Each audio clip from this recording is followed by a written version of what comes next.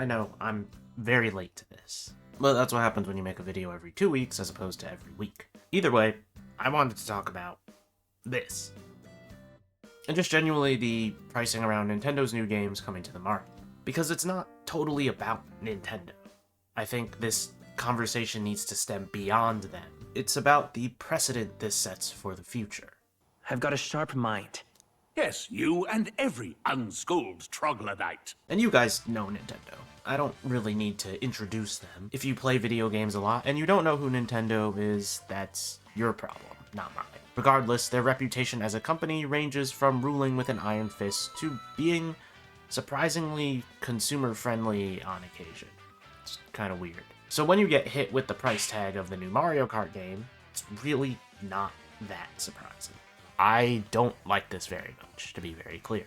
The game itself looks amazing. You see the treehouse footage, it looks fantastic.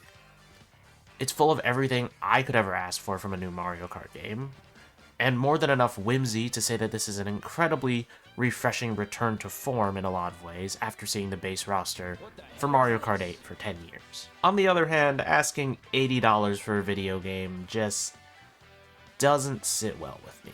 It's expensive, and Nintendo does not like to put their games on sale, if we're going based on last generation. The asking price is just so incredibly high. I've been somewhat of a defender on the price of games over the last probably about 5 years, and even this is kind of a lot. But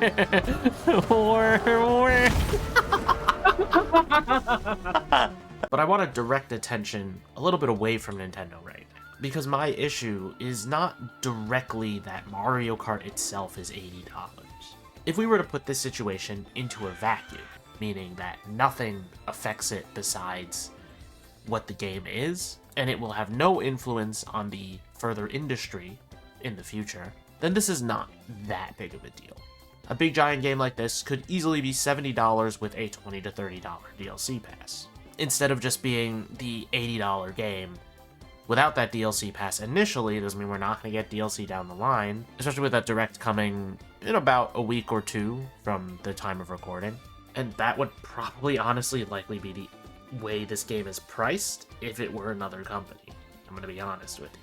But regardless of all of that, regardless of the potential quality of the game, regardless of how much content it has, we are not in a vacuum. Nintendo has priced other games at $80 despite them being ports of older titles, and now a brand new game has hit the market at $80 MSRP. What I'm worried about here is the precedent being set. A lot of companies have had their eye on slapping the biggest price tag on a game they can get, regardless of the quality.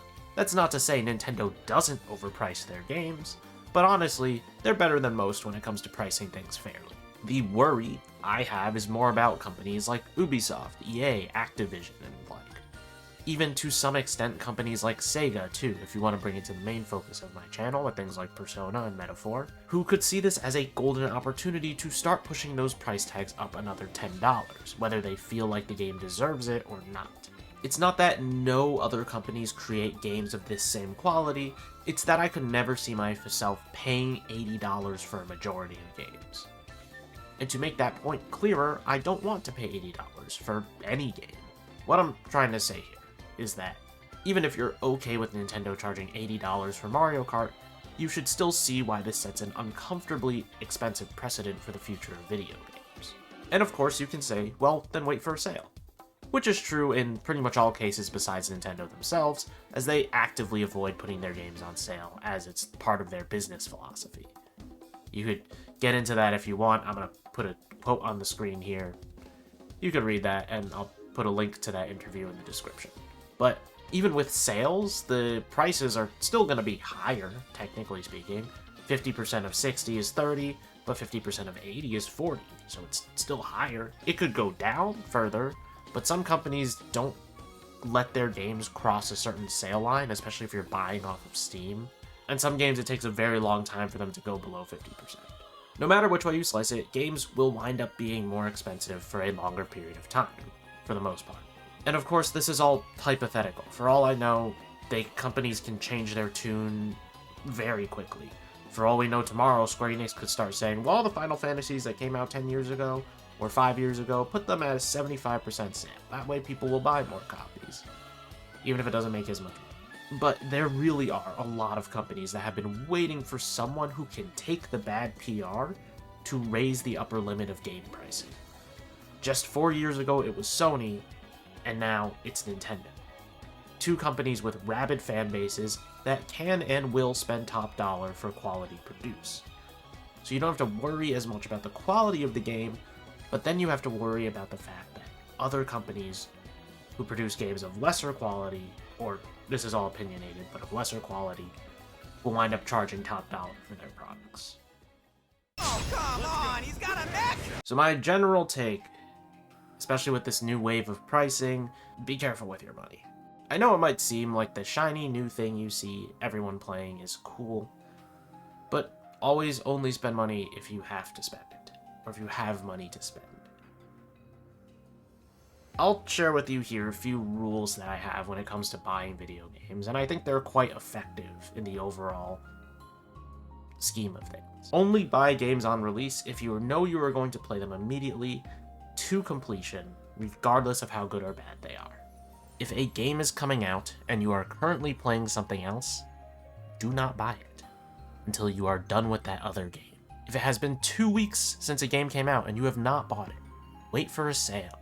Most games go on sale fairly quick. Even if it is a mild discount, just remember that money saved is money saved.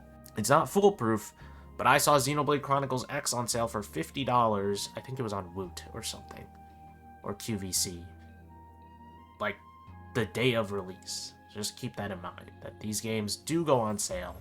May not be a steep discount, but it's something when compared to buying it on release and then you don't play it for like a week and a half. Buy the game when you are going to play. If you're buying a PC game, try to look at other official key sellers. Check is there any deal for good sites, but the ones I personally like to use are Green Man Gaming, Game Billet, and Fanatical, when possible. Buying directly off of Steam is actually more expensive. The only downside is that you can't refund a game you've already purchased a key for. So if you really want to get technical about it, you buy the game on Steam, try it, refund the purchase, and then buy it on another seller's website. But I don't know how well that works. I don't know if Steam does refunds directly back to your card or if they just refund it in Steam Store credit. I'm actually not sure about that. And also, the big one, just because something is cheap or on sale does not mean it is worth the purchase. Money not spent is money saved. If you are never going to play a game, then why bother buying it? I bought, I think it was Sonic Generations because it was $1 on Steam, and I never played it. And you know what? That $1 could go to anything else. Either way, this stuff isn't always applicable. It's just the way I live by. And it's not something you should feel the need to punish yourself for if you don't follow it. It's not something you have to follow. I just think that it's honestly a good set of rules when you're buying games. Inspectors are not to be sneezed at. Okay, I've got it. Who said that? In short, there is a huge likelihood that the future of video games is more uncertain and more expensive than ever. If you were hoping for the Switch 2 to get a price cut down the line, good luck with that. If you were hoping that maybe Nintendo would put some of their games on sale more often, good luck with that. And if you are hoping that somehow this does not influence the industry pricing up, good luck with that. I hope things get better, but I won't hold my breath. It seems like scaling up is the only thing this industry knows how to do, and will continue to do. Likely because it is much harder to sell a casual person on a game that provides less than its predecessor than it is to sell someone on a game that provides more. And you can let me know what you think of the whole new era of pricing for video games in the comments below. Also, if you have your own rules that you follow when you buy games, you can also put that in the comments. It might help someone out. You can leave a like if you enjoyed the video, and subscribe to the channel for more things video game related. If this is your first time here and you're reaching the end of this video, I mainly cover JRPGs, and of course mainly Persona, but maybe we'll branch out soon, who knows, see how these things go. But thanks for watching, and I'll see you guys next time.